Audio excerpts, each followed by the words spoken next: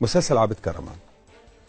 أكد الكاتب وسيناريست الأستاذ بشير الديك عن رواية للأستاذ ماهر عبد الحميد، رواية لكن صديقا لديان، مأخوذة عن حرب الاستنزاف بين تل أبيب وجنيف وباريس.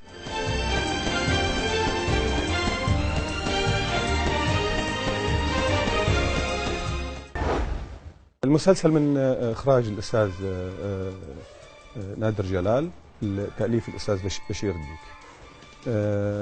أبطال المسلسل هم الأستاذ تيم حسن الذي لعب دور عابد كرمان، الأستاذ عبد الرحمن أبو زهرة، فادي عبد الغني، شيرين، وكثير من الأبطال منهم الآنسة جيني إسبر ممثلة سورية، وبعض الفنانين السوريين والمصريين جميعهم.